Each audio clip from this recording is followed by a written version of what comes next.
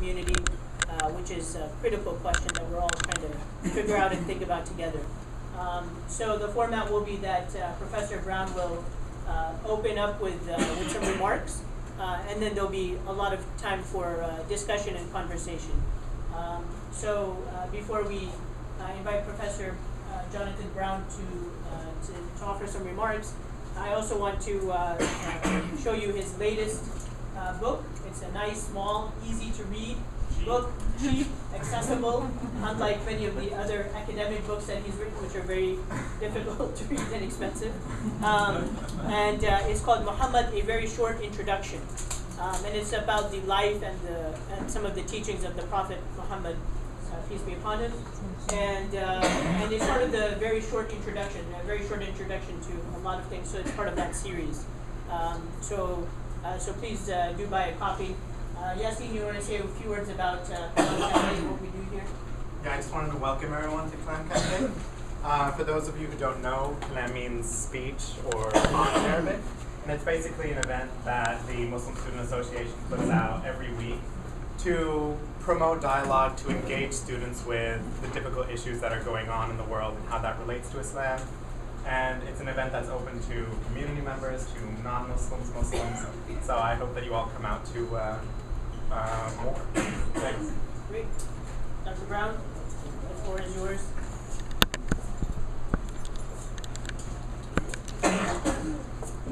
Greetings. Assalamu alaikum. Is this working? Is this thing on? Yes. Can you guys hear him in the back? No. Yes. No?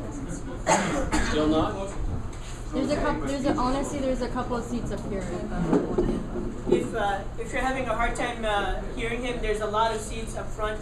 There's some seats up front here. There's some seats in the second row. It'll be easier to hear if you come closer. So please feel free to. I'm not good at this. I'm just going to break it.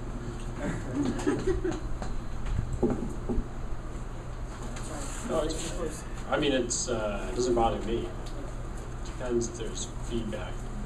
It stirs people's eardrums. أعوذ بالله من الشيطان الرجيم بسم الله الرحمن الرحيم إن الحمد لله وبه نستعين والصلاة والسلام على سيد المرسلين وعلى آله وصحبه أجمعين. When Suhaib told me about this event, I tried to think about what would be a useful topic, but also something that I've been thinking about myself since, as maybe typical for academics, it's very difficult for me to get out of whatever preoccupation has been obsessing me lately and think about things more broadly. So I hope the topic will be useful for you. It's certainly something I think a lot about. And thanks very much for inviting me. Thanks to everybody for coming. Thanks to Princeton University. And it's a very accommodating and well-established religion and life program. Is that what it's called? Religious life. Kind of dimension of campus life. So, I guess the question I'll try not to talk for too long, but that's dangerous. My mouth is fairly large. My ego even larger. So I'll try to keep them both in check. The question I want to pose to you and to myself is, who tells you who you are? Who tells you who you are? And this is something, it's funny how things that we hear in our lives at different times come back to us later in circumstances we might not expect. When I was in high school, a famous civil rights activist named Reverend William Sloane Coffin, who I think is since deceased, came and spoke to my high school. And one of the questions, he talked about issues of patriotism, issues of criticizing the government of your country, in this case the United States, and what do you do when you feel that there's things in your country that are wrong that you need to correct or help correct? And the first question he said we should ask ourselves is, who tells you who you are? And I remember thinking about that recently. But I think when it comes to Muslims in their personal lives as Muslims, when you think about the question, who tells you who you are, you might rephrase it, if you're thinking more academically, about what are the sources of truth for you? What are the sources of norms for you? Why do you dress the way you do? Why do you have the haircut you do? Why do you act the way you do? Why do you eat the way you do, drink the way you do? What determines your behavior, your ethics, your values? I'd say that in my own life, the default setting for my behavior and my ethics is the ones I grew up with, which were not Muslim ones. They were American ones. I'm not really sure what that means. But I think, and I wonder, for how many Muslims in this country, their values, their behavior, their norms are essentially those of the society around them. Now, the reason I thought about that is that a few months ago I was in India, and I went to this village a bit north of Delhi, about 3 hours north of Delhi, called Kandla. Kandla is a very famous village. It was produced, now it's more of a town, produced a number of very famous scholars from India. And I went to the house of a famous scholar there to meet with him. And driving through the village, I saw pigs everywhere. I mean, huge pigs. I don't know how many you've seen pigs before. I mean, I've seen big pigs, but these were huge pigs. They could knock me over, eat me, kill me, do whatever they wanted. And they were everywhere. And I was surprised about this, because I thought maybe this town has probably a fairly large Muslim population, maybe 20-30% Muslim population. And in America you don't see pigs wandering around, and generally there's concern for religious minorities and their sensibilities. That surprised me, and I went into his house and met with him and his family and ate with him, and I saw everything he did, everything his family did was based on the Sunnah. I mean, really the way they ate, the way they dressed, the way they touched their plates. They lived so consciously by the Sunnah of the Prophet. And it made me think about what it took for Muslims to live in this surroundings that were predominantly non-Muslim for centuries. And how do you establish your identity? How do you preserve your identity in a setting, cultural, political setting that doesn't necessarily agree with you, and is certainly in which you are a minority? And you really have to ask yourself at these moments where you get your values from. Where's the source of truth for you? Who's going to tell you who you are? For this family, the Sunnah told them who they were. And it made me sort of look at my own life and think about, to what extent was I really someone whose life was defined by his religion? To what extent was I really a Muslim? And to what extent was I just a white, upper middle class, educated male who happened to have certain beliefs, but whose life was otherwise essentially a continuation of his surroundings in which he grew up? It made me think a lot about that.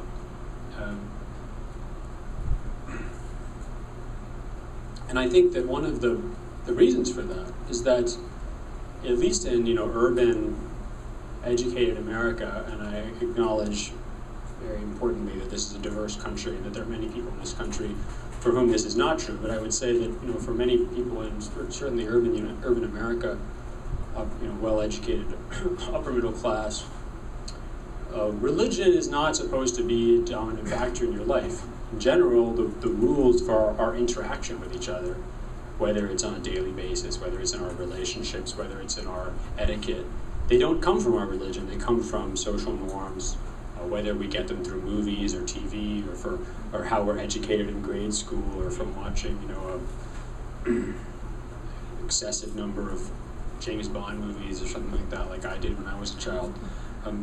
But religion isn't supposed to give you these things. Religion provides maybe some metaphysical framework for your life. It tells you, is there a God or not? What happens to you when you die? Basically, maybe a few vague values about being good and charitable, but otherwise, it's not really supposed to inform your daily life, in your interaction, and your values. And when, on those things that it is supposed to do, it bloody well better give you answers. Right? It doesn't give you answers. And if I actually sat and thought about it, I'd probably think of a number of movie quotes where, it's all about, I'm trying to find the answers. I couldn't, religion didn't give me the answers. God didn't give me the answers. I'm just imagining Bill Maher saying, come on, there are no answers out there. Everybody disagrees. And the whole premise here is that, religion's supposed to give you these answers about crucial questions, metaphysical questions. And if it fails to do that, if religion or God, whatever this thing out there that you're interacting with is, if it fails to give you the answers, then it's failed you, and it's not serving its appropriate role, and then arguably it may not actually exist or be real. And I think that when Muslims are confronted with that social reality, and then they look at their religion, sometimes I think it's confusing for them because they see actually a tremendous diversity of answers. They look at all the different kinds of Muslims they see in America. Let's say the different approaches to Islam. There's lovey-dovey Sufis, and there's goofy Sufis, and then there's middle-of-the-road Sufis, and then there's conservative Salafis, and there's really conservative Salafis. I'm using these terms facetiously. I don't actually call people this, but I'm just giving you an idea of maybe how people think. So there's so many answers, and they all seem to disagree with each other on important factors. And what I'm supposed to get answers from this religion, so why am I not getting one set of answers? Why is there more than one answer much of the time? And I think that I may be sort of answering some kind of straw man here, but I think that this is a source of doubt. I think this causes doubt for America, for Muslims here, because it makes them feel like their religion is not serving its function. And if it's not serving its function, then really, does it deserve to be there? Does it deserve to be followed? Now, I think it's important that we think about and we remember why the Sharia tradition began, what purpose it serves. And we know about Islamic law, we know about Islamic theology, we know about how you're supposed to step into the bathroom with your left foot and step out with your right foot, and you're supposed to say this when you go into the mosque, and you're supposed to say this when you meet a certain kind of person, and you're supposed to say that when you meet a certain kind of person. You're supposed to drink like this and eat like that. And we know about all these rules or suggestions, recommendations, but we have to remember why these things emerged. The purpose of the Sharia was to provide a unified vision in a world in which there was no unified vision. Okay, when Muslims expanded out of the Arabian Peninsula, by 650, the Muslims had crossed into Central Asia. By 711, they'd gone into, not the 711, the store, but the year 711. By 711, they'd gone into Andalusia in the west, and into the Sind, Indus River Valley in the east. They were stretched over territory that had never previously been unified under any one polity or any one group or any one vision. And they very intelligently looked around and saw that people really don't agree with each other on much.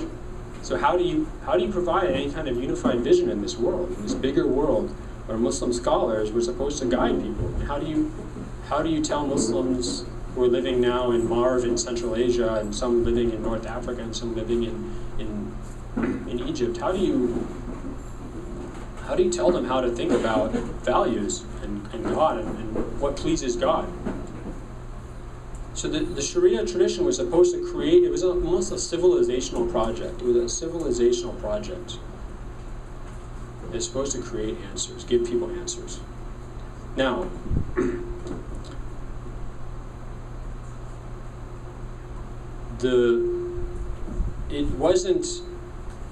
Muslim scholars weren't concerned about competing notions of norms or values, because in many cases those systems of norms and values had disintegrated or were absent.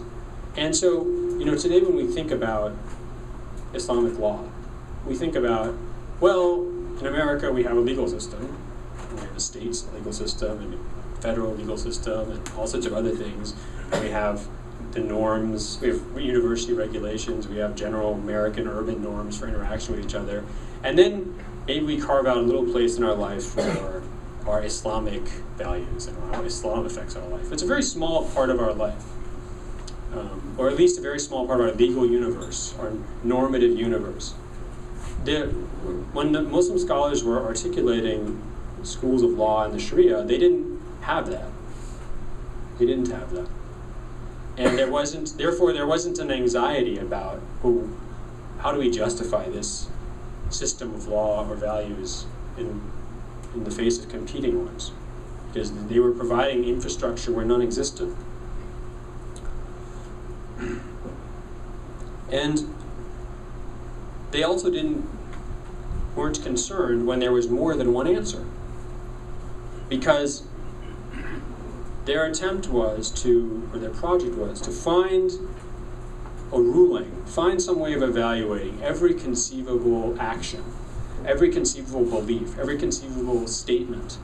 They wanted to figure out, should a Muslim do this or not?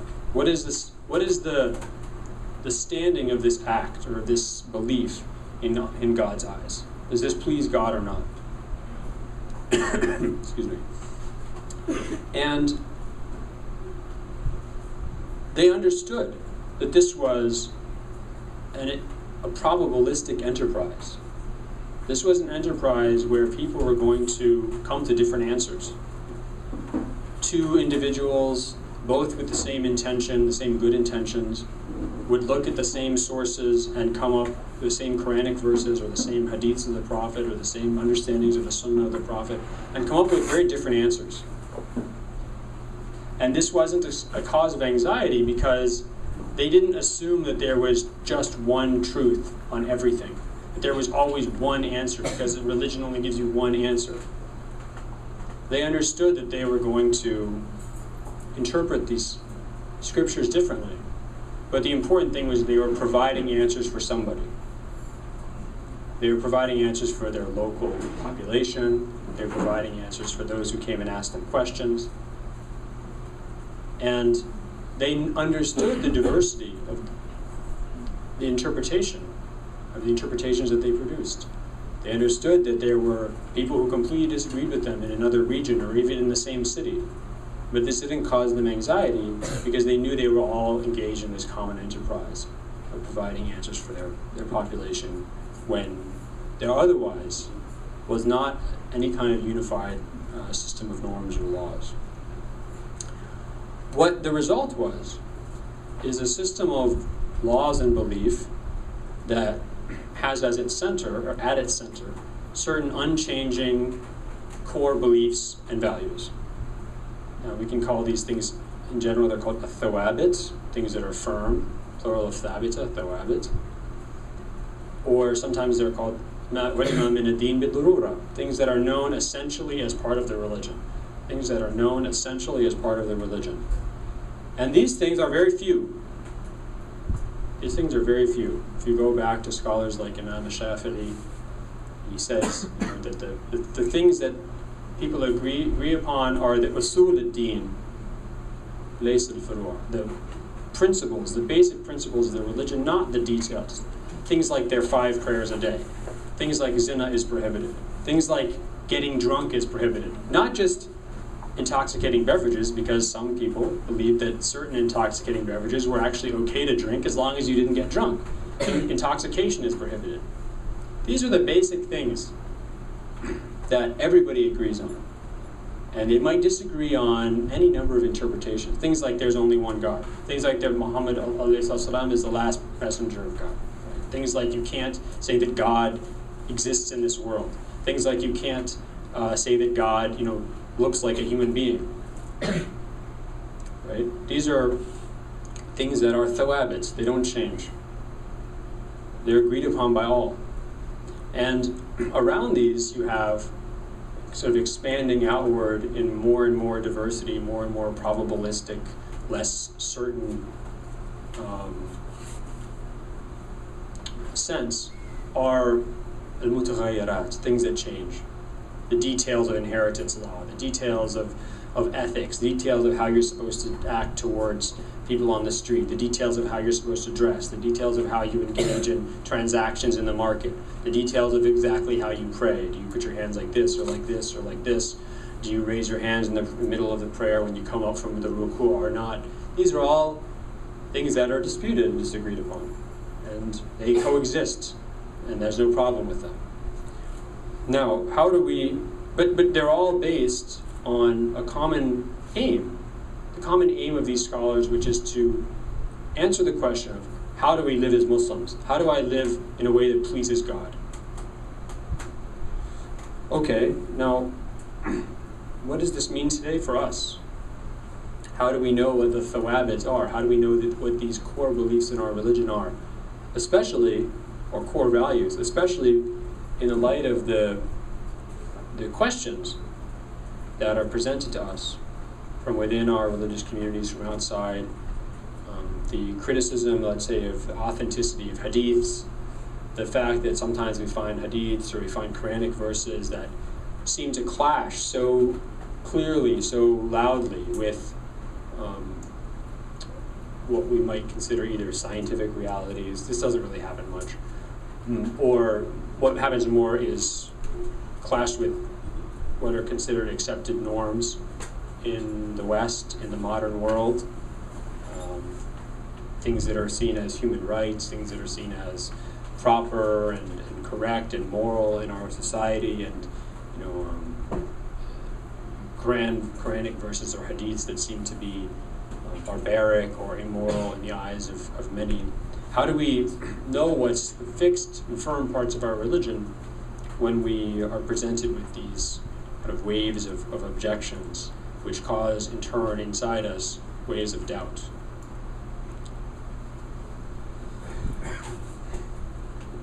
I think here we have to remember that Islam as a religion is not a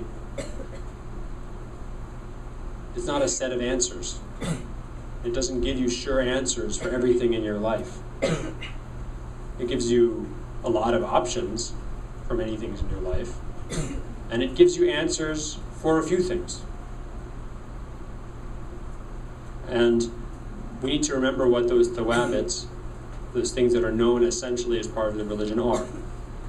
And I discussed a few of those.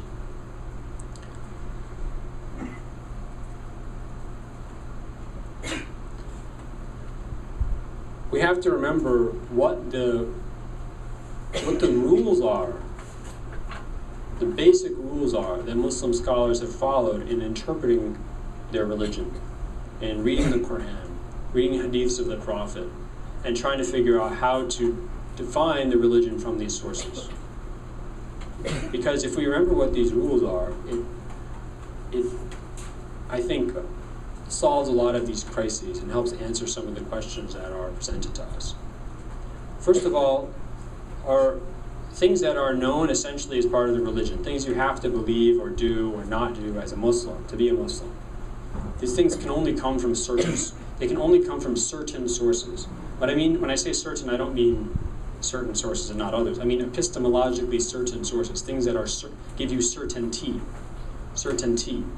Islam is not a religion that's about believing a bunch of fables or rumors. Okay?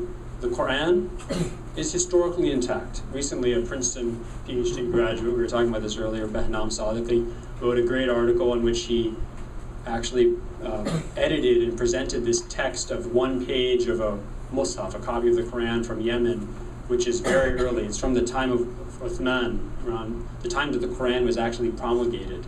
In fact, it's a page of a pre-Uthmanic mushaf. That means it's a mushaf that's not from before the mushaf of Uthman. And what he shows is, in this article, it's no different than the Uthmanic mushaf.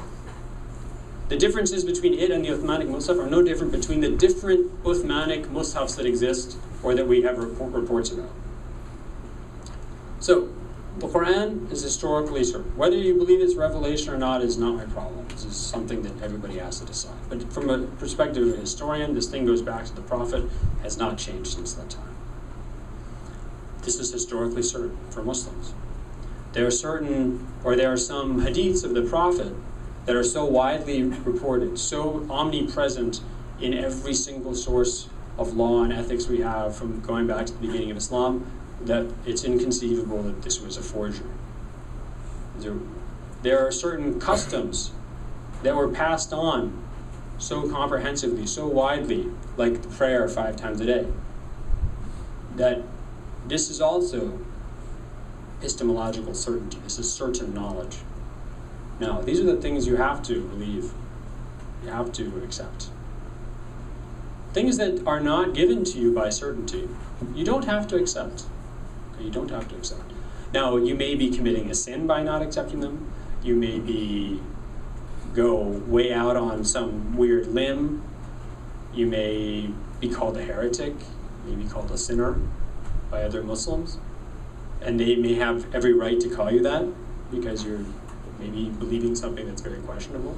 But as long as you're not rejecting one of these things that's known certainly as part of the religion, you can't be called an unbeliever. You can't be called an unbeliever.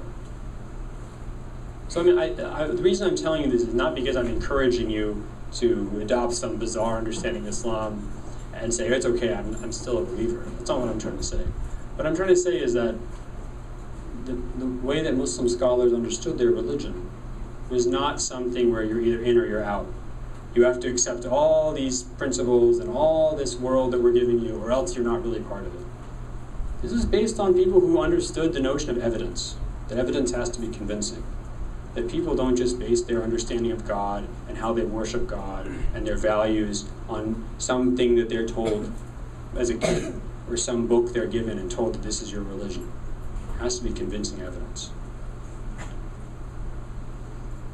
And going back to scholars in the pre-modern period, I give you their names, but I don't want to bore you, or modern scholars. If someone comes and tells you a hadith, and you think it's really weird, and doesn't make sense to you, and you don't like it, it may in fact be something the Prophet said, alayhi salam. Okay? That's not the point. But you don't have to believe that. You don't have to believe it. Unless it's one of these massively transmitted, unquestioned hadith, which are already so much integrated into your religion that you would know the thing that this hadith taught you already. So what I'm trying to say is, if someone comes to you with some hadith that seems very confusing to you, there's no need for you to panic and say, oh my gosh, what do I do? If I accept it, then I don't know what it means. I don't understand it. I'm confused. I disagree with what it says. It seems to clash with something that it seems more certain to me. It's okay to say I don't know about this, or it doesn't make sense to me. It's okay. This is not something that you're required to believe.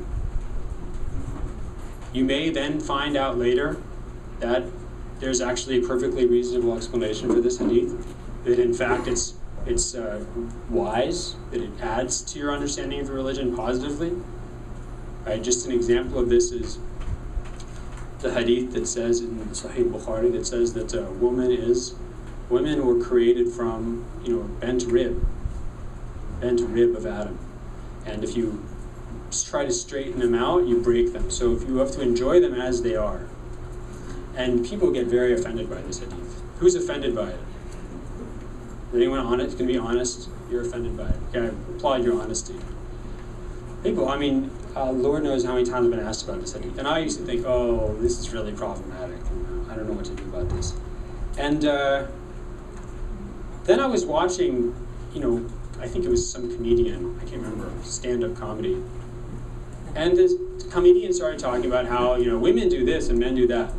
And of course, every single stand-up comic, 20% of their act is based on, women answer the phone like this, and men answer the phone like that. And women treat this, it's so clear to us that women and men have different, modes of behaving or something like that. I don't know what the proper phrase is. Different patterns of behavior, okay? That may be societal, they may be hormonal, they may be genetic, I'm not sure, some combination thereof. And, when I thought about, before I got married, I was reading these, how to be a good husband, how to have your marriage work type books, Mars and Venus together forever. And so I wanted to be a good husband. And it kept saying, don't try and change your spouse. Don't try and change them. Don't try and solve your wife's problems. You're a man and you're going to try and be reasonable, and your wife is going to come and complain to you about something, and you're going to try and solve the problem, but don't do that. Actually, you should just listen to her. She doesn't want you to solve her problem. She just wants you to listen. Okay, it's a good lesson. And then I thought about this, and what is a hadith saying? It's telling men, you are going to encounter things in your life with your wife or other women in your life, and you're going to say, this person is being extremely unreasonable. This person is غير مستقيم. Their aqlan, their mind is not straight. Okay? This is what, and I challenge anyone who's a fan, I challenge any man in the audience to tell me that they have not had this impression. I'm not trying to say it's a correct impression, because we've already determined that men and women have different modes of behavior, different maybe perspectives on the world, I'm not sure. I'm not saying which one is correct. I'm simply saying that men have this notion of reason, and sometimes they see that not applied elsewhere, and then they say this person is not being reasonable. And they can either try and force that person to be reasonable, and they will spend the night on the couch or somewhere else, or they will cause great misery to themselves and their family. Or they can say, I accept that this other person is thinking in a certain way, and I'm going to not try and change them. I'm going to accommodate them and take them as is. And this, I think in general, in my experience and from all the books I read, is probably a better course of action. So I thought to myself, this hadith is actually very good advice.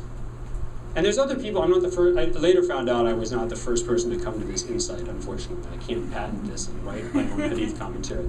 Other people like Javed Ahmed Ahmadi have talked about this, and I think a number of other Muslim scholars have spoken about this interpretation already. So really, sometimes you object to something, and then you, at some other point, find that it makes sense. It makes great sense to you.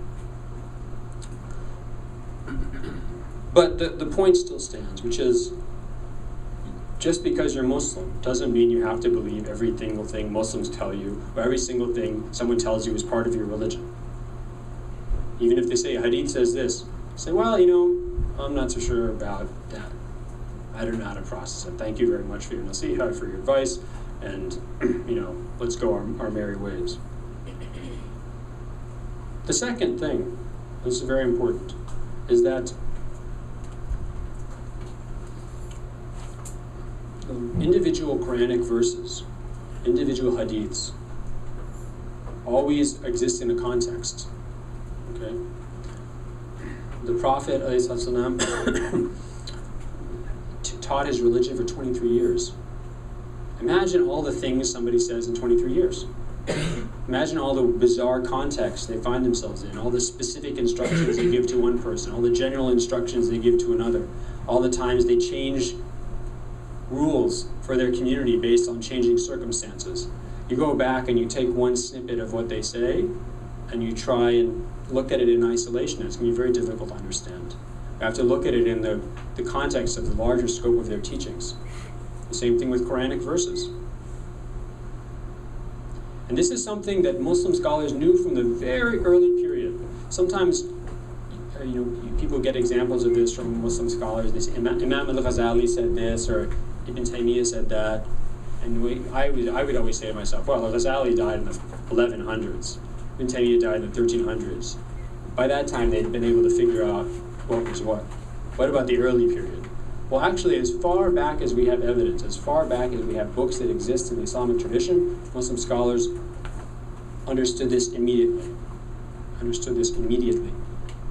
Right? So, just to give an example, the Quran says, إِنَّمَا الْمُشْرِكُونَ نَجَسٌ. Mushriks, people who are polytheists, who believe in numerous gods, the pagan Arabs, people who don't follow, have a divine revealed religion, they are najas, they're filthy. They're filthy. We know the word najas because we have najasa and things like that, things that are ritually impure. That if you touch them or something, eat them, you have to, well, you shouldn't eat them, but I mean, if you touch them, you lose your ritual purity. You have to do wudu. This is very interesting. So these people, these non-Muslims, they're actually filthy. You touch them, you have to wash yourself. Now, that seems very clear. I mean, you read this verse and you say, well, I mean, I guess that's that. Seems clear to me. But that's not how Muslim scholars understood the verse. Because they looked at the life of the Prophet, and they saw that he was constantly shaking hands with non-Muslims. He was inviting Christians into the mosque when the delegation of Christians came from the city of Najran, which is on the border now between Saudi Arabia and Yemen. He let them come into the mosque, and he left, and the Muslims left, and he let them do their prayer in the mosque, and then after that he went back in. He let his relatives never became Muslim. And he touched them and was close to them.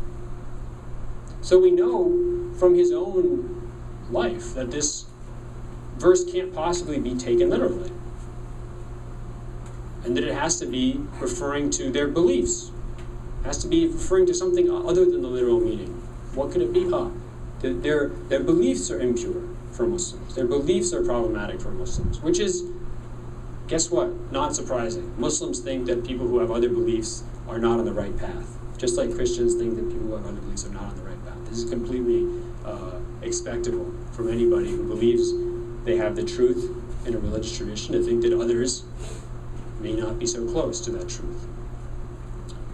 So,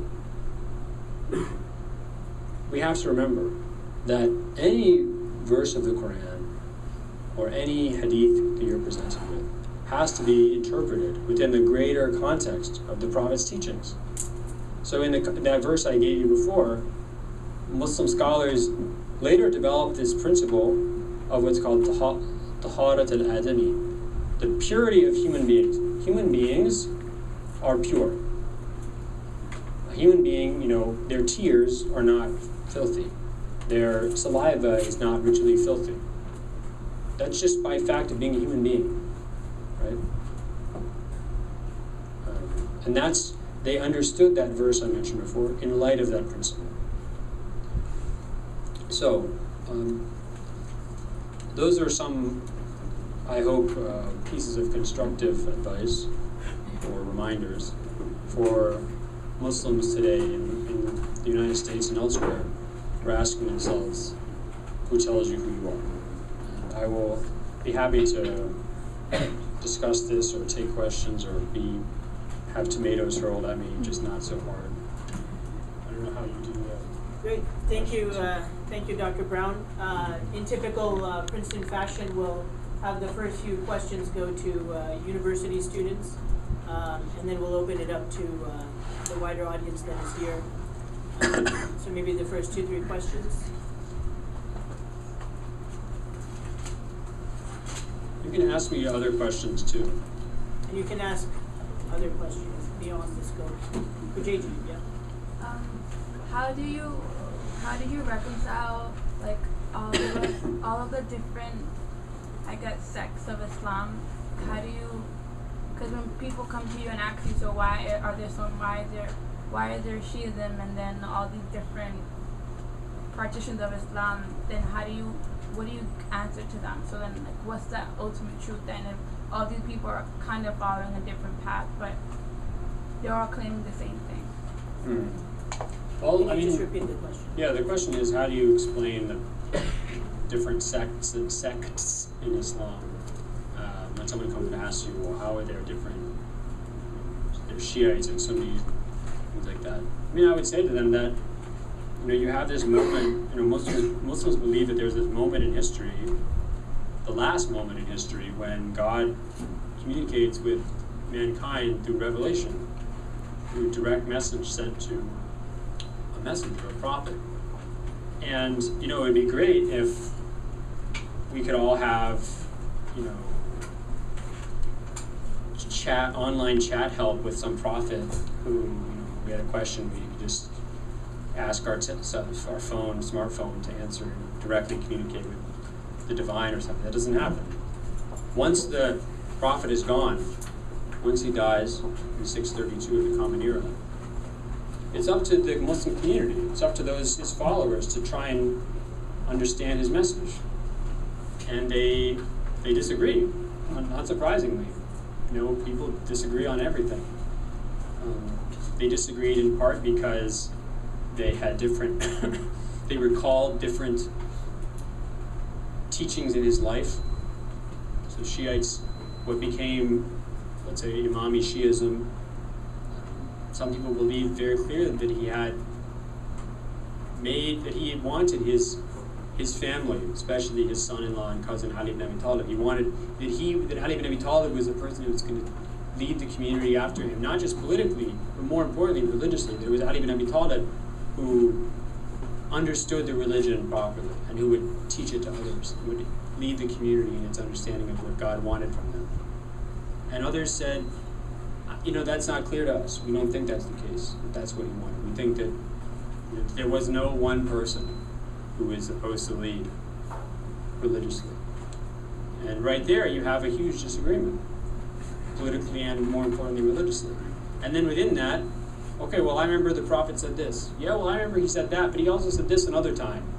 And I think that my point, what I remember actually is the general rule, and what you're saying is the specific case, it's an exception. The other guy says, no, mine's the general rule, in your case is the specific exception. Now you've got more disagreement. This is completely natural. And I'd say that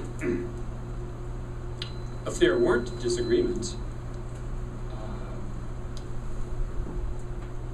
I'd say that there had been some kind of conspiracy or something. I don't see how there could not be disagreement.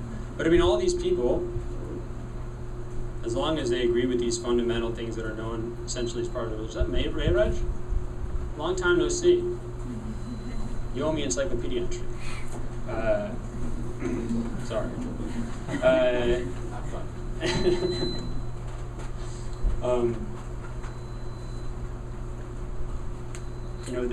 They all go to Hajj, and they all wear the same clothing at Hajj, and they all circle the same Kaaba, and greet each other as Muslims.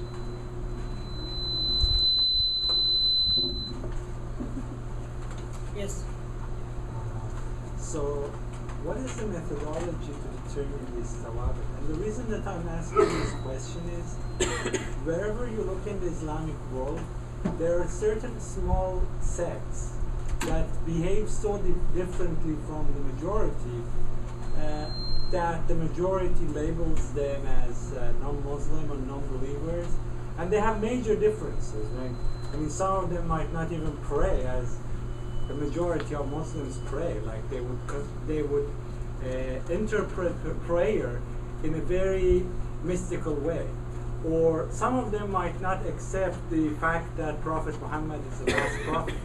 So do we accept these thawabit like democratically as it is, or what is the exact methodology to determine the thawabit? I was hoping you wouldn't ask that question. It's a very good question. There is not an authoritative list that I know of that is the things that everybody agrees on as being the thawabits. But I would say that there are certain ones that are so widely agreed upon that those who disagree with them are considered by all others to have left the boundaries of Islam, the pale of Islam. So things like, if you say there are not 5 prayers a day, or you don't have to pray, Yes.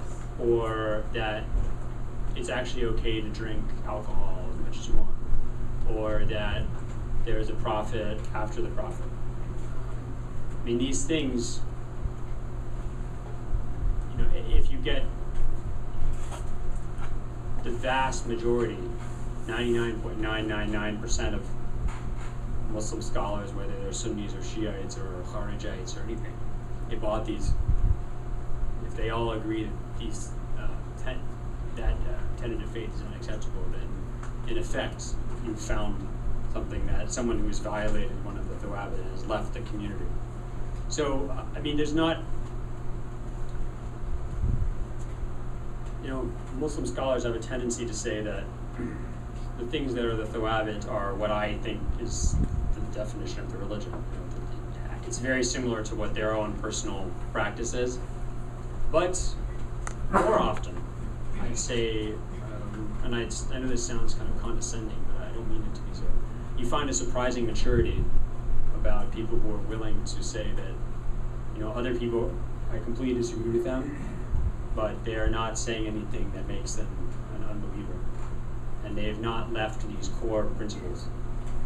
But there are certain things, and I mean things like saying there's another prophet, things like saying God is manifest in this world, things like saying that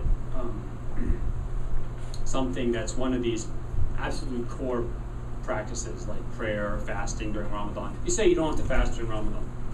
Just no more. No more fasting. Ramadan's finished. Then you have it left in Muslim community. So these are the type of really core things that define, I think, what it means to be Muslim.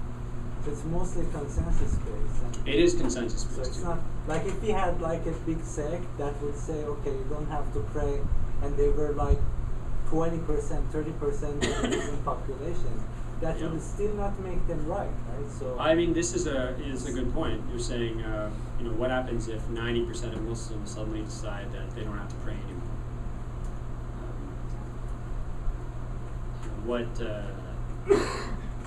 There's a famous hadith. It says there will always be one community, one group of people, ظاهرين على الحق, standing on the truth. No one will harm them.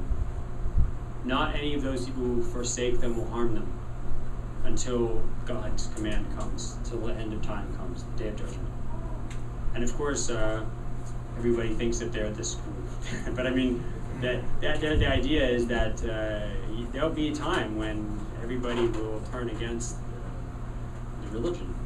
There'll be a time when the masses of Muslims go astray.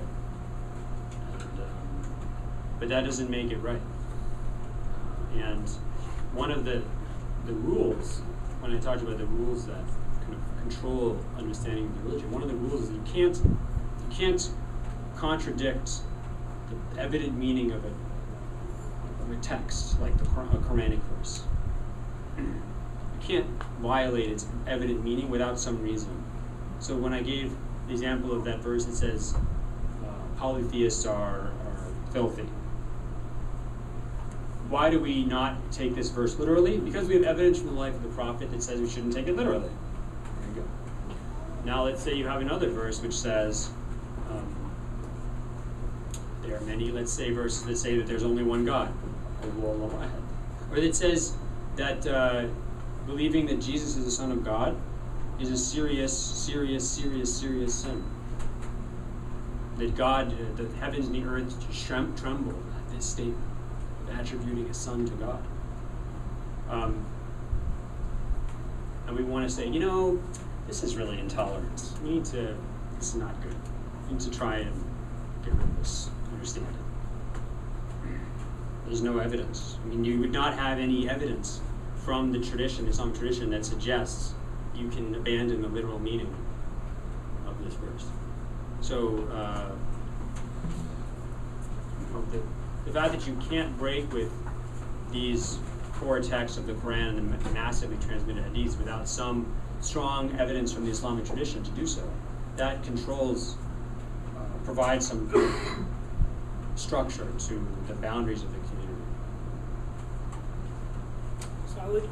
So this question was about kind of the earlier part of your talk when you mentioned culture and religion, and I wanted to ask you whether you believe that religion is something that can be sort of purified from a culture, or whether a culture can be used to aid in one's religious practice, or the values that they learn within their culture can be used to aid within someone's religious practice.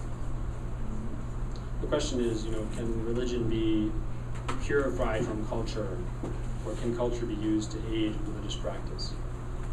This is, I think, a question that I think a lot of American Muslims face because they learn about their religion and they look around them and they go to MSA in college and they see there's some Desis and some Arabs and some Africans and some Indonesians, and they all have different ways of thinking about their religion. They're different, not completely different, but they're different shades of difference. well, what's the religion?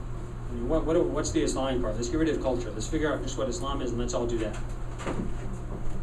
And the funny thing is, I think, in my own life, not to be like self-involved, but in my own life, I think the whole reason I study what I study and do what I do is because I've always wanted to know, ever since I became Muslim, what do I have to do? What is religion, and what's the difference in religion and what the Syrian guy at Jummah was telling me, and then the Pakistani guy came with the next Jummah and told me to do this, and the Indonesian guy told me to do this, and I don't know what I'm supposed to do, so where is the religion and what's culture? And can you separate the two? And the fact that I'm still, now, how many years ago that was? 1997. Someone do the math on that. I'm still hard at work. I think there's no clear answer for this. But I would say that I don't think Islam was ever supposed to be divorced from culture. Because people can't function without culture is patterns of behavior. People can't interact with each other unless they have some patterns of behavior. And Islam is a religion. If you go read the Quran, you're not going to find rules for everything in your life. You're not even going to find how to pray. You're not going to find how to do the Ramadan fast. You will find very few rules, very few norms. If you look at hadiths, similarly you'll find that many areas of your life that are not going to be dictated there. So there has to be culture. And the fact that when the Quran talks about right and wrong, it doesn't say, there's right, there's wrong. It says there's ma'ruf and there's munkar. Ma'ruf is what's known or accepted. Munkar is what's unacceptable. And these are tied to the culture. Now, obviously, this doesn't mean that whatever's ma'ruf wherever you are. Say in America, it's ma'ruf for guys to wear, to walk around with their shirts off and covered in like coconut oil and with tattoos all over their legs. And I see this kind of stuff. This is ma'ruf. So this is it's acceptable. I see this. So therefore, I can do this as a Muslim. It's ma'ruf for me to do keg stands. This is ma'ruf. So I will go and do keg stands as a Muslim. This is not, obviously, ma'ruf is tied to the understanding of the Quran and the teaching of Islam in the time of the Prophet. But there are, of course, these rulings change with time. Muslim scholars will say, going back to the Middle Ages, al-ahkam tataghayyar bi-zaman wal-makan wal-dhuruf wal-ashkhas wal-anfima. Rulings change according to time and place, and person and situation. Now, not all rulings. There's no situation in which suddenly it's going to be okay for everyone to drink wine and to get drunk and to do keg stands. That's never going to happen. There's nothing anybody can ever do that will ever make it okay for Muslims to drink alcohol. Now, if you're out in the middle of the desert and suddenly you come upon this cooler of Corona, which has been miraculously dropped there by some Air Mexico flight flying overhead, you can drink the Corona and not have any guilt about it, because this is necessity. Similarly, if you come upon Joe's Pork Shack or Joe's Ribs and Bibs Pork Shack or something, you can order in the desert. You can order the full pork rib ensemble and eat without any guilt. This is a necessity. But there's nothing that's ever going to make pork illicit for others. There are things, however, that do change based on custom, like how you buy and sell things. In general, Muslims are not supposed to buy things that don't exist. You can't buy and sell things that don't exist. Like I can't say, I'm going to sell you a camel that's not born yet. Sorry for the camel stereotype, but this is actually. But sometimes you may find yourself in a culture where it's quite acceptable to buy and sell things like on order. I'm going to buy. I go on the Land's End website and I order 5 Land's End shirts that don't exist yet because some person has not sewed them yet, but I pay for them. This is acceptable in the custom of our society. There's no doubt about this shirt getting delivered. And if it doesn't get delivered, I can very easily get my money back. So this ruling will change. Rulings that are based on, that are heavily interpreted, that aren't based on clear evidence from the Quran and Hadith, they can adjust according to time and place. Muhammad? So kind of as a follow-up to that point, that I think that the two ends of that spectrum, though, in terms of the ability to rulings changing according to time and place, on one element you have pockets of the American Muslim community that has come to the table, or Islam in general as understood by our community, as saying like, okay, these are the rulings, those can't change. And perhaps on the other end you still have, because people say back like, okay, like that doesn't make sense, like that's kind of ridiculous that they can't change whatsoever. Individuals who might take that reasoning and apply it more generally, because the line between the two classes you just defined there, but especially for the lay population, I feel is hard to define and accept. When you have things that might be, according to scholarship, like this is so well defined in Quran and Hadith that like there's no way it could change. For the lay population, and especially given perhaps the fact, given how decentralized Islam is and then decentralized scholarship is in America, there's not that people like will turn to X resources in order to make those decisions for them. So they're trying to understand it for themselves, but that line is so hazy. Mm-hmm. So kind of like how we move forward from that. Yeah. Well, I mean, this question of, you said the line is hazy between these two things, you know, things that change according to time, place, circumstance, things that don't ever change. And the line is hazy. Yes, it is hazy. It's hazy in the middle, where as you get to the center of the spectrum. And that's the job of Muslim scholars. And you pointed out that, or you sort of implied, I think correctly, that American Muslims don't have this kind of resources to turn to. A lot of times they're kind of out on their own.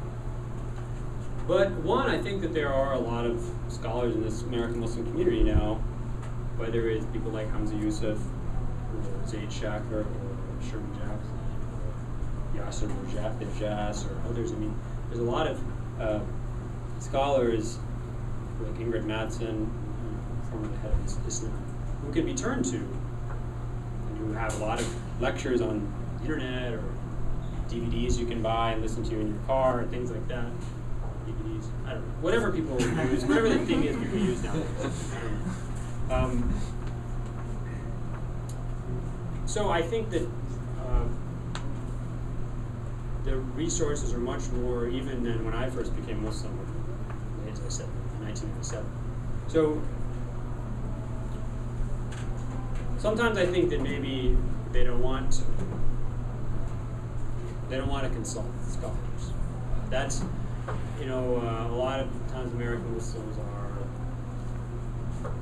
they're very educated, and they don't necessarily see that it's necessary to subject their very educated brain to the opinion of someone who, in their opinion, may not be as intelligent as them, maybe backwards.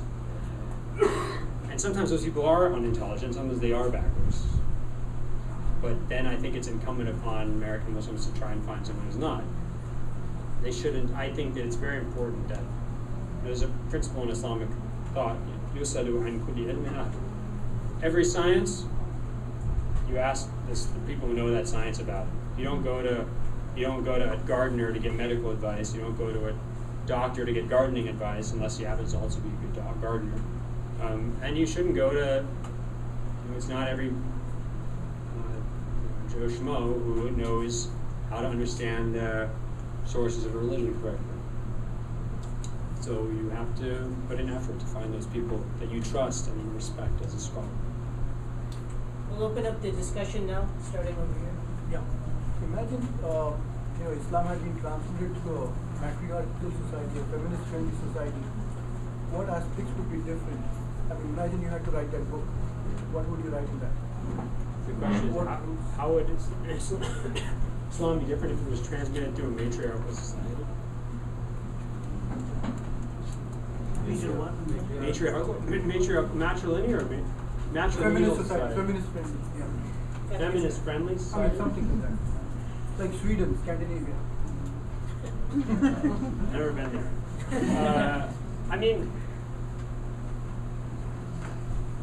I think Arabia at the time of the Prophet was, I don't want to say it was feminist, but I mean, life of the Prophet, when you read Life of the Prophet in early Islamic history, women were pretty active. I mean, they were pretty active in every sense. Commercially, politically, violently. I mean, I have a file somewhere of all the instances I've found of a woman bashing a man over the head with a tent pole and killing him, or sticking him with a tent pole. It happens very frequently. Or getting up in the middle of a khutbah and objecting something. So I mean, I'm not trying to. I don't want to do this thing where you say, actually, Islam was feminist. I'm not trying to say that.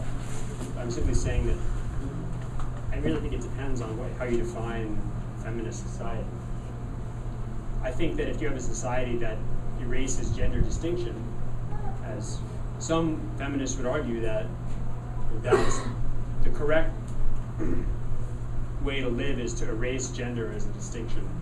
That makes it, why is gender any more distinguishing than whether or not someone has earlobes? Some people have earlobes, some people don't have earlobes. We don't define people's rights or pay or dress or we dress based on earlobes.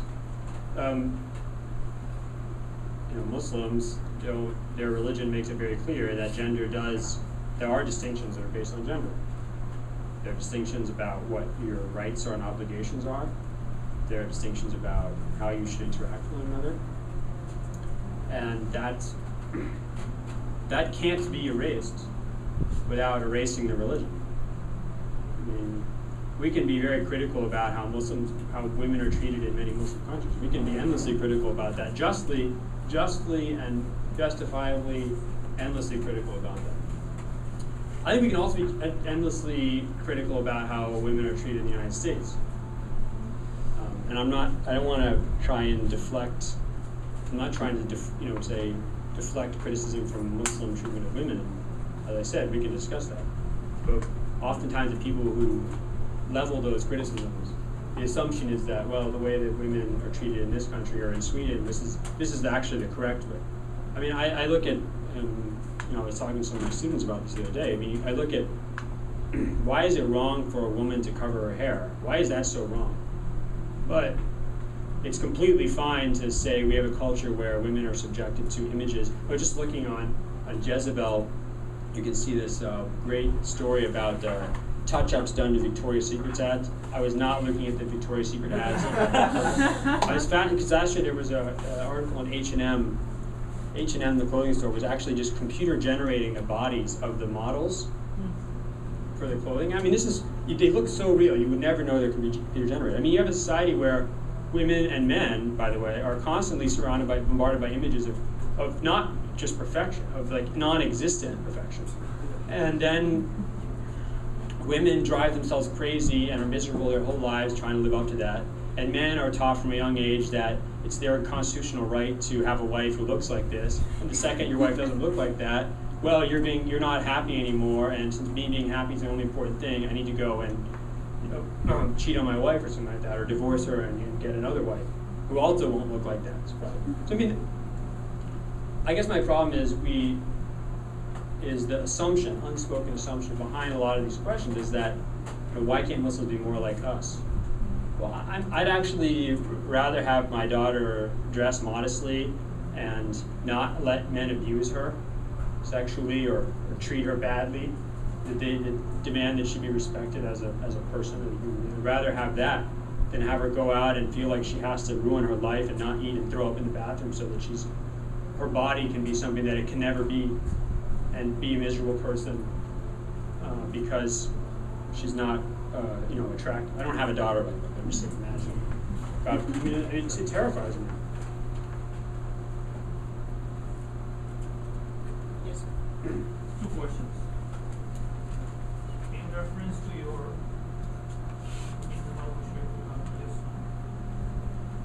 before going to define whether it is neutral or not, Quran itself says there are two kinds of persons, Muhkam and Mutashabih. I wonder why you left that out and kept the other things. That's my first question. Second question.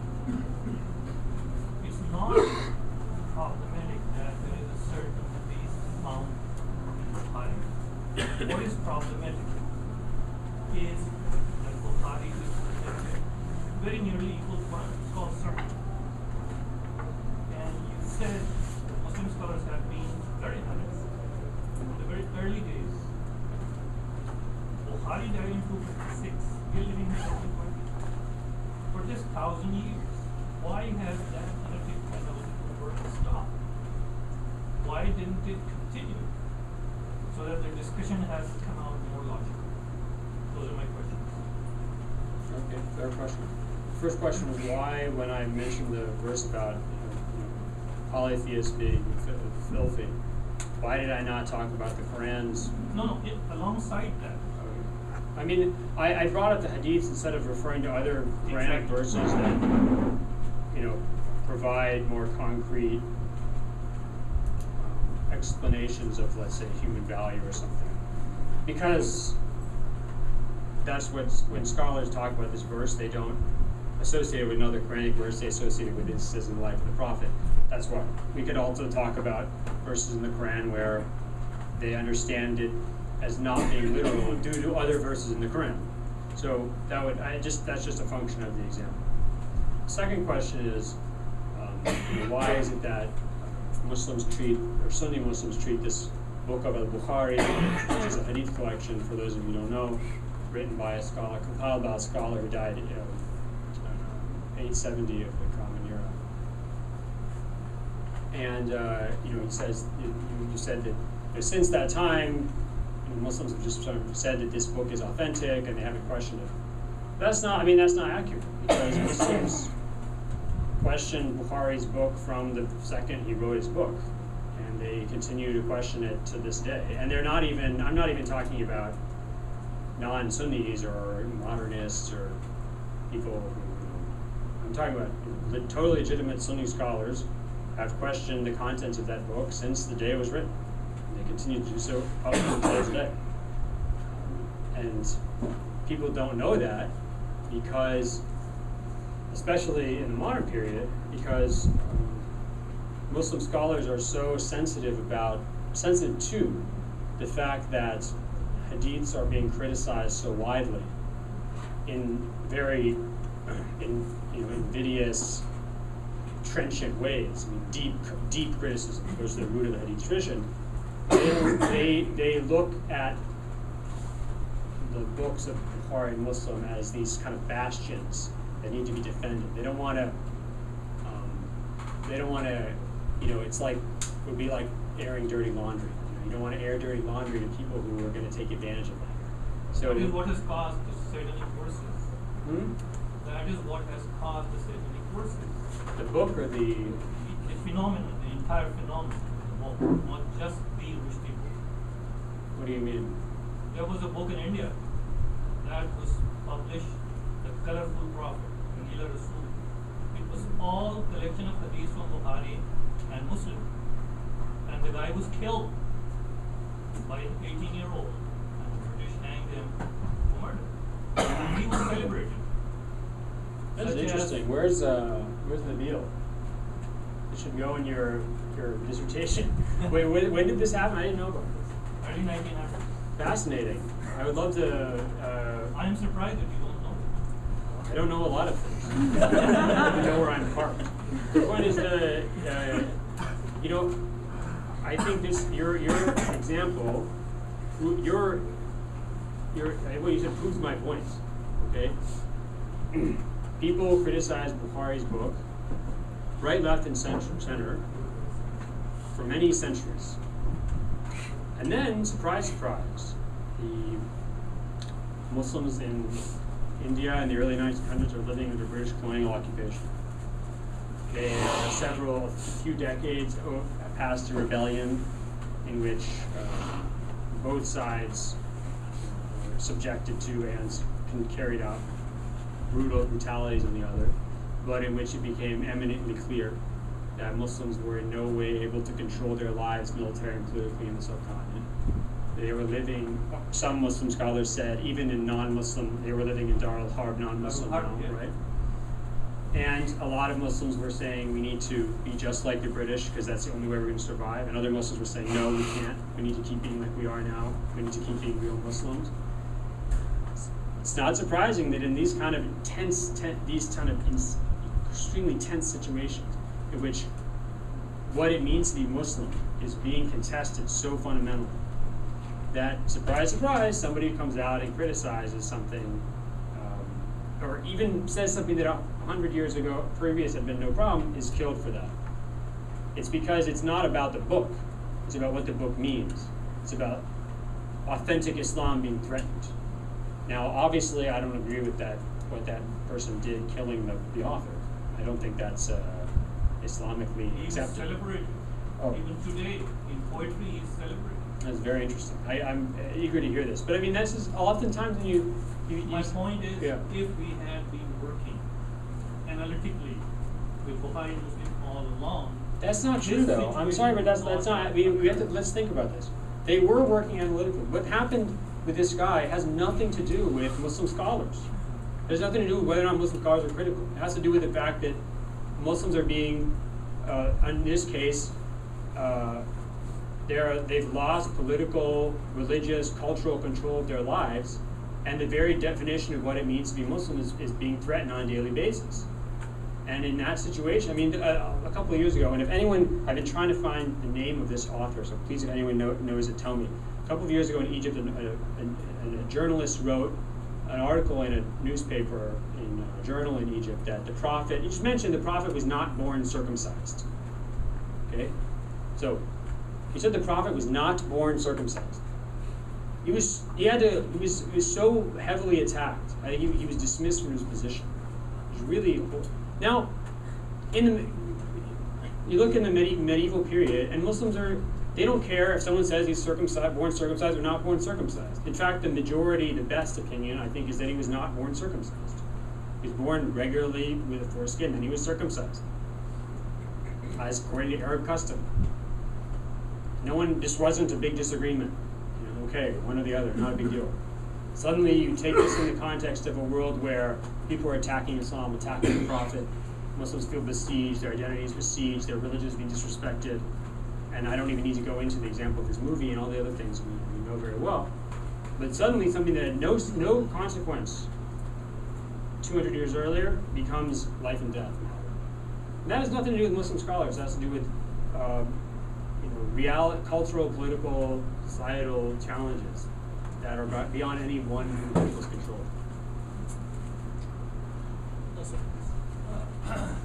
Very interesting conversation. Let me make 2-3 quick comments, and then I'll come to the question. First, I think this interesting last conversation we had, I personally think it's not the problem with the Hadith, whether you take the 6 books of the Sunnis or the 6 books of the Shia. I don't even think it's a problem with the criticism of Hadith.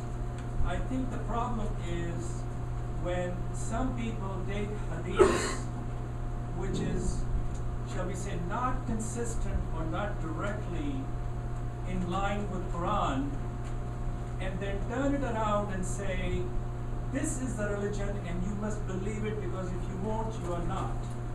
So my way has always been that if this is a hadith you like and you appreciate, by all means follow it.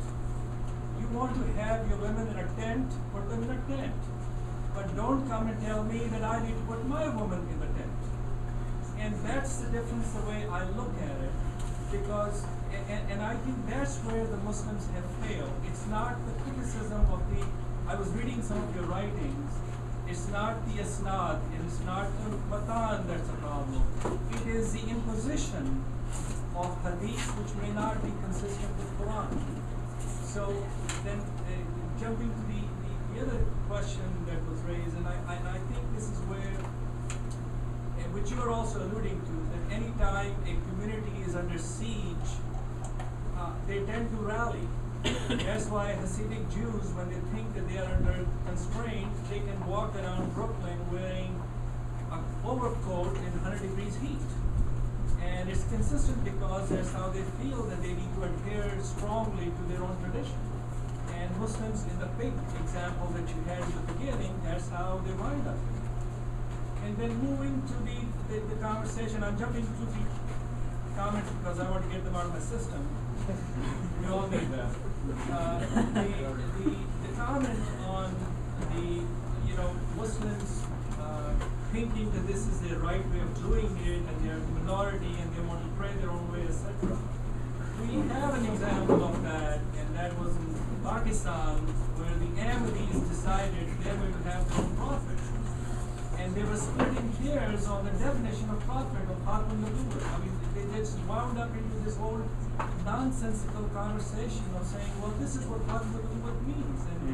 And in that whole process, what the majority wound up doing was wrong, but was consistently correct, the way you were saying, that you actually have walked out of the faith by your own act, because that's how you have led yourself into it. So now my question, in back to your writings where you have been studying the process of Asnad and Matan, and you were just discussing briefly about it also, that there was a consistent discussion and criticism of Matan.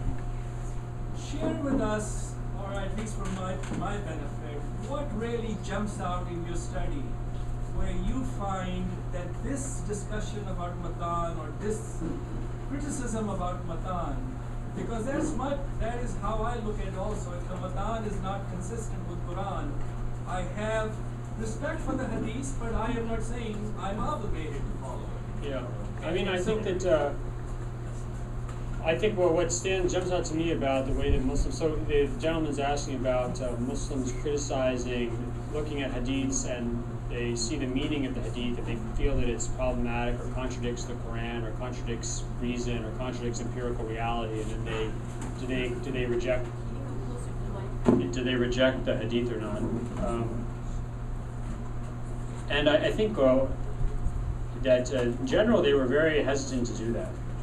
And I think that Muslim scholars have been unfairly criticized for that. And people look back and say, oh, these people are so irrational, they're these slaves to narration, they're uncritical. But that's not why they didn't do that. Okay? This is the prophet speaking, supposedly. Okay? The prophet knows things that we don't know. The prophet knows what God wants. The prophet knows what can happen in the future, and God tells him. And how do you criticize? Let's say someone says, this is attributed to the prophet. How do I, looking at the content of this hadith or this report, how do I use my judgment, which is actually less capable than his, to decide if this is something he said or not? Because let's say if I come and say to you, I just found a New York Times article written by this writer named,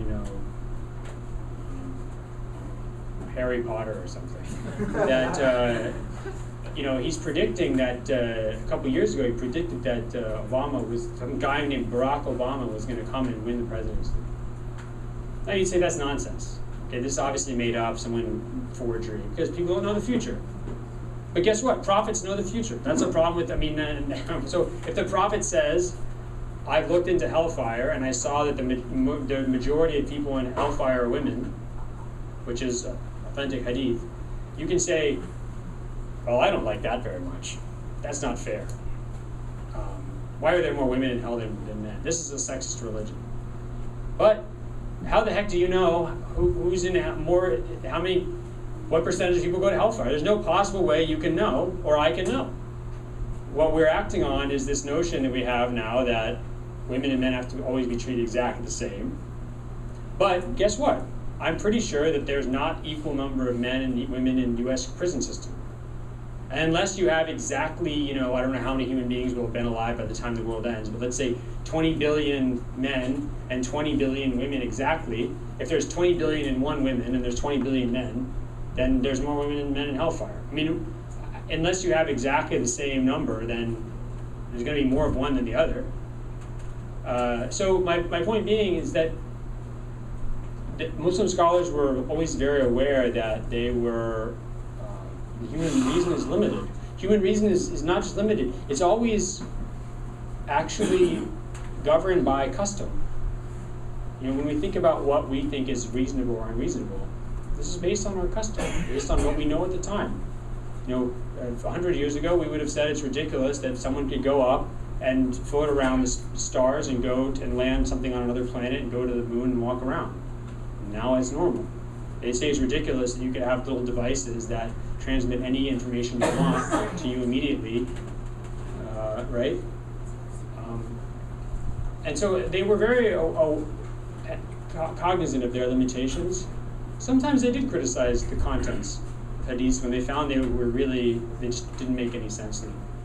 But a lot of times they were maybe just humble, and I think people should be more humble. I think that's a good lesson for everybody because, yes, Aslan. Go ahead, Jack. No, I don't. Okay. My question is actually following up with your answer to the brother. At face value, then there seems to be a little bit of a contradiction between what you seem to have said earlier, which is you don't have to accept.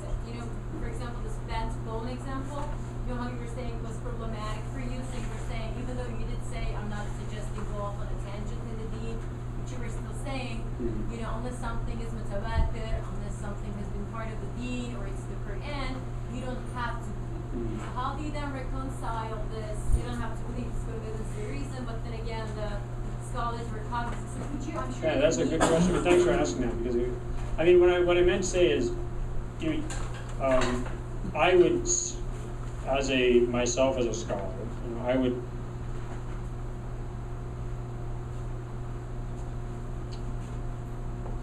Things happen.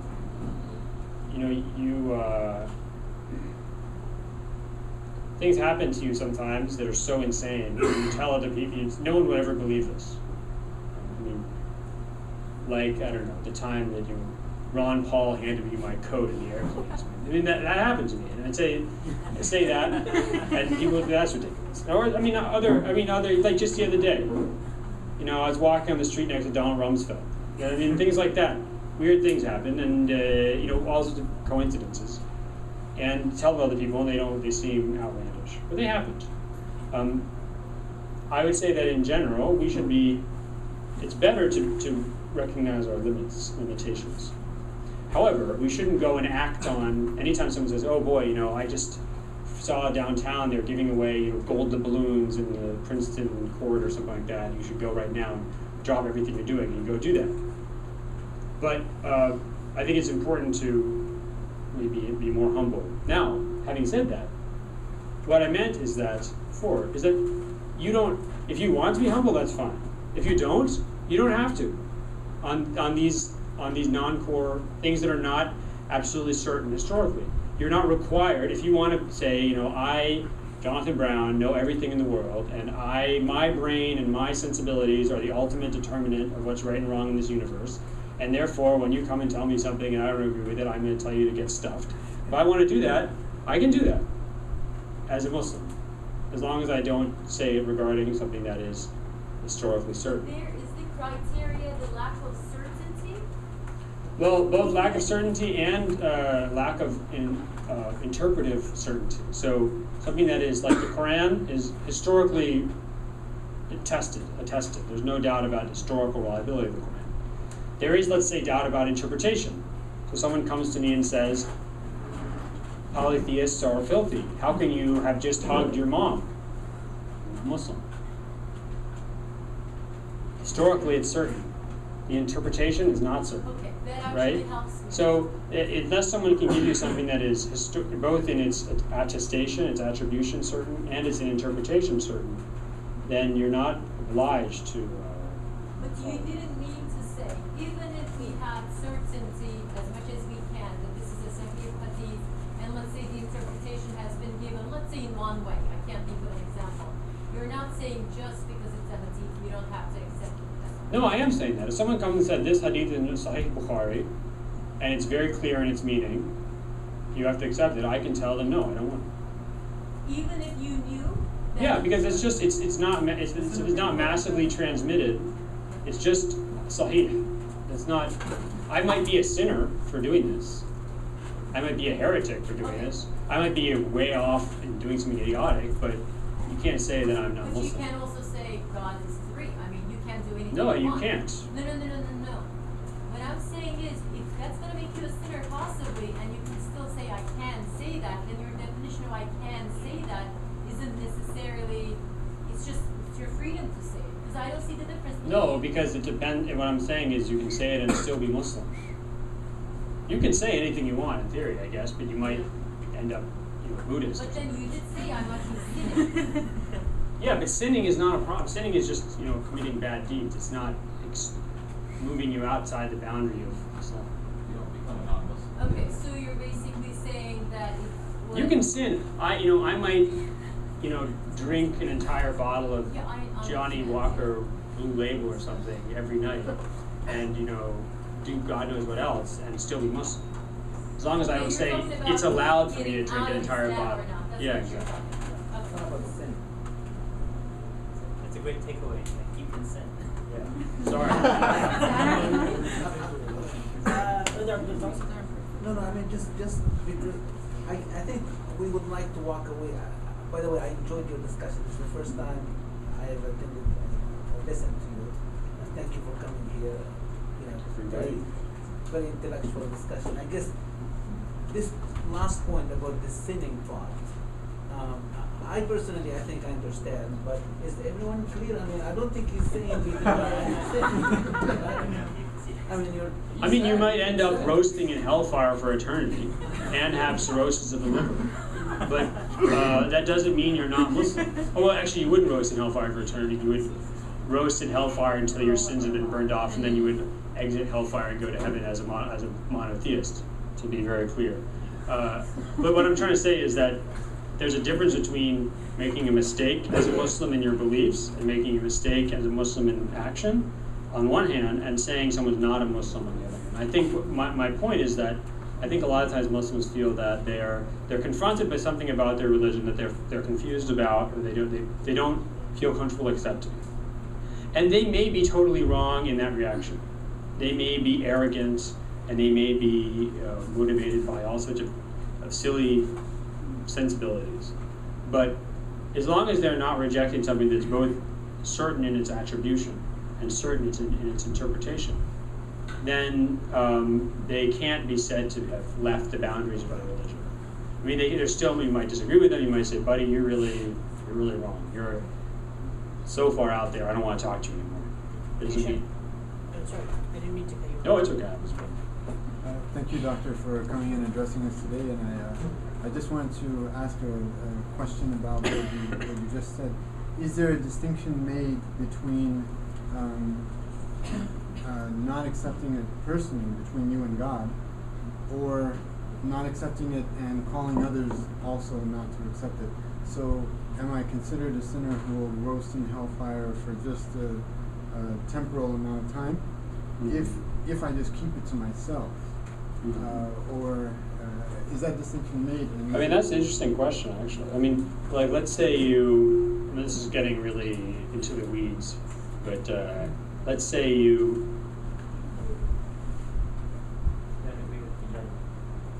what? No, I mean, let's take the Johnny Walker example. I mean, let's say you drink, in fact, you drink publicly. But you acknowledge, you say, this is a sin. I'm not supposed to do this. But is that what we're talking about? Or are we talking like rejecting a hadith or something? I'm talking about rejecting it. Okay, so let's say somebody, there's a hadith in al-Bukhari that talks about women, majority of women being in hell, people in hellfire are women, and you disagree with this, and you start going around the country and speaking about how this is a backwards hadith, and the hadith tradition is problematic. And let me give you an example. Personally, and this is a personal example, there's the hadith in Bukhari where there's, highway robbers, right? And the Prophet is said to have caught them, cut off their hands and feet from opposite sides, and pierced their eyes. Al-Origaniyin, hadith al-Origaniyin, right? Right.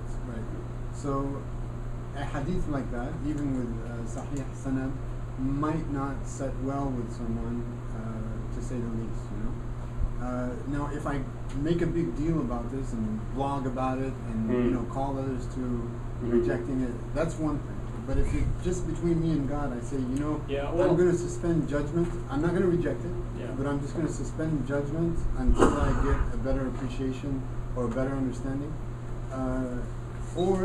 So that's that's the second scenario. The third scenario is I reject this. I don't accept this. I cannot reconcile this whatsoever. I don't accept it unless someone can convince me and of the authenticity of it in a way that I can appreciate. And that would be the third scenario. But I'm keeping all of this to myself, except in the first scenario, I'm blogging about it. So if you don't mind commenting on each of those scenarios. Okay, I mean, I don't know if everyone heard the question. So you come across this hadith, it's in Sahih al-Bukhari, where these men come to the Prophet, they're actually sick. And he says, we can go to the camels, there's these camels, sorry again, this is Arabia, they actually are camels around, so don't offend it, not stereotype. So you go to these certain camels, the charity camels that are given to the charity tax. Go and get, they have certain medicinal properties, and then you'll be better. And instead, they go and they kill the shepherd and they steal the camels. The Prophet has them, when they're caught, he has them punished very severely, has their hands and feet cut off, their eyes poked out, basically.